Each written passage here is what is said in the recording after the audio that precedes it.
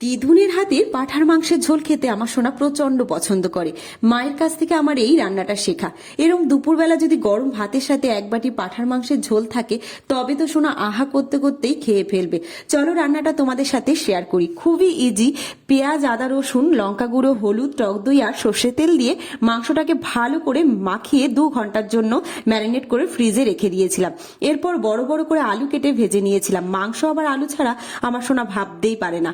গোটা গরম মশলা, শুকনো লঙ্কা ফোড়নে দিয়ে পেঁয়াজ ভালো করে ভেজে নিয়ে মাংসটাকে দিয়ে ভালো করে কষিয়ে নিয়েছিলাম। তারপর এখানে নুন আর কাশ্মীরি লঙ্কার গুঁড়ো অ্যাড করেছিলাম। মাংস যখন তেল ছেড়ে আসবে তখন 1 চামচ মিট মশলা গুঁড়ো আর 1 চামচ গরম মশলা গুঁড়ো দিয়ে ভালো করে আবারও কষিয়ে যখন তেল ছেড়ে এসেছে তখন গরম জল দিয়ে 2টো সিটি মেরে নিলাম। তারপরে আলু অ্যাড করে আবারও 1টা সিটি মেরে 1 চামচ ঘি দিয়ে নামিয়ে নিলেই তৈরি হয়ে যাবে পাঁঠার মাংসের একদম লাল লাল ঝোল।